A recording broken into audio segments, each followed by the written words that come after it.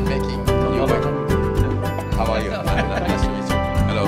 How are you? So, okay. The thing that absolutely galvanized it for me, where I suddenly became aware of you and what you were doing, was very much connected to this car. The commitment that you did to build this car was that was a fairly big change. It's a vision.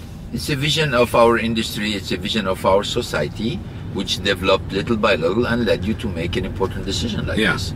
You know, obviously, an important decision like this leading to immense investments. We're talking about 4 billion euro, or about, you know, $6 billion. You know, based on the fact that we think society needs a car like this, zero emission, completely neutral to the environment, but at the same time that there is an appetite, there is an expectation from consumers, particularly young consumers, that somebody is going to come with a completely different game for autonomous transportation, reconciling the car industry with the challenge of the 21st century, and the most important and obvious challenge of them is reconcile the car with the environment. You know, this car is on the market. This is not a show car. This is not a prototype. This is a production car.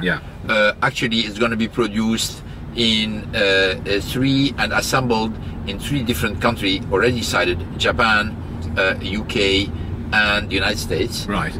With a huge capacity of batteries being built, and we're going to be at Renault Nissan by far the largest electric car producer and seller in the world. You know, the cumulative number of cars that we would be selling by 2016 would be more than 1.5 million.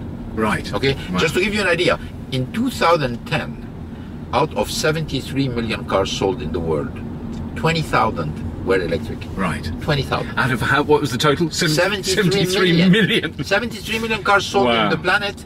20,000 were electric. So a tiny speck. You know, exactly. That means we're going to beat this number by ourselves already, Nissan alone, in 2011.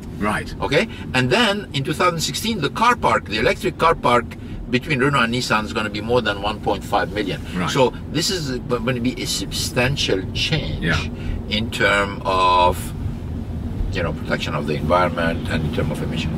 And you're gonna continue to have people skeptical and opponents by interest, by misunderstanding, by anything, and it's normal. I mean, it's normal. You cannot innovate and create something with a consensus in front of you. Doesn't make. I mean, you're gonna have a lot of polemics and people telling you you're never gonna be successful. This is a dream, which is normal. But the big difference between the electric car and the internet, that means nobody, maybe 20 years ago, would have imagined that something like the internet would be as central to life in the 21st century. Nobody. Okay?